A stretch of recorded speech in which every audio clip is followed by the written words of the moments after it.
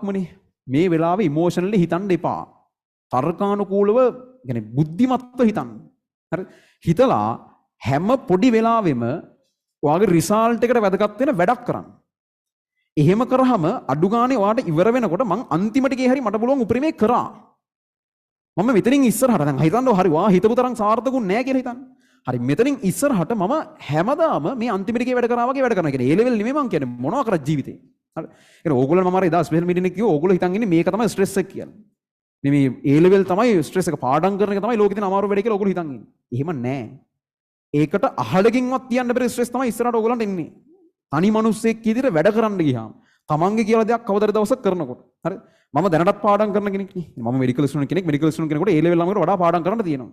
හරි. ඒකත් එක්ක මම වෙනම දෙයක්ත් කරලා තියෙනවා. ওই දෙක මම හොඳට දන්න නිසා මම අර පාඩම් කරන ස්ට්‍රෙස් එක මේකට බෝඩ් කරන්න බෑ. පැත්තකින්වත් තියන්න බෑ. අහලකින්වත් යන්නේ නැහැ.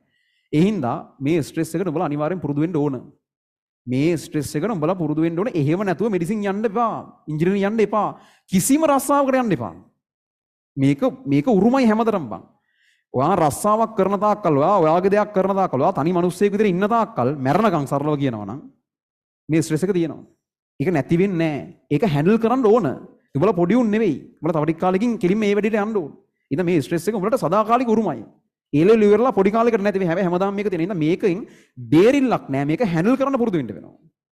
සියලු ප්‍රශ්න මොනවා තිබුණත් හරි දැන් උඹලා මාත් එක්ක අවුරුද්දක් ඉඳලා තියෙනවා.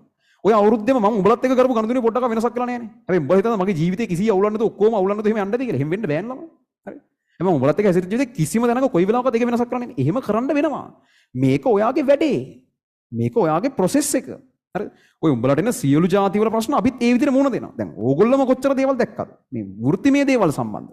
පර්සනල් ඉන දේවල් නැද්ද මිනිස්සු? තියෙනවා අනිවාර්යෙන් තියෙනවා. හැබැයි මොන දේවල් කොහොම ආවත් මගේ වැඩේ මේක නම් ඒ වැඩේට ඒකෙන් වෙන ඉම්පැක්ට් එකක් නැති වෙන්න ඕන.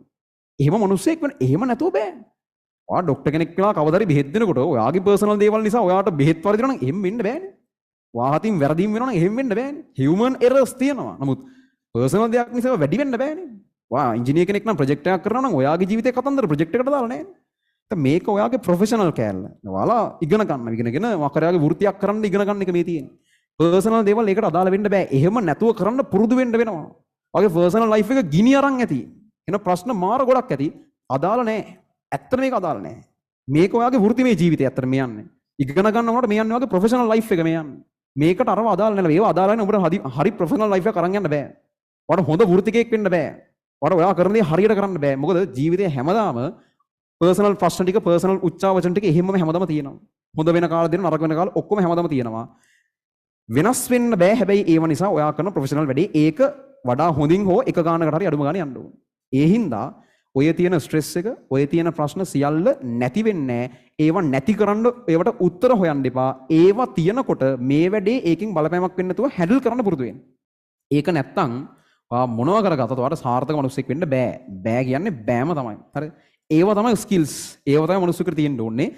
පර්සනල් දේවල් වෙනයි, ප්‍රොෆෙෂනල් දේවල් වෙනයි. පර්සනල් දේවල් තියෙන උච්චාවචන මේකට බලපාන්න නැති වෙන්න ඔයාගේ මයින්ඩ් සෙට් එක සහ ඒ වැඩේ කරද්දී ඒක කරන්න පුළුවන් වෙන හදාගන්න ඕන.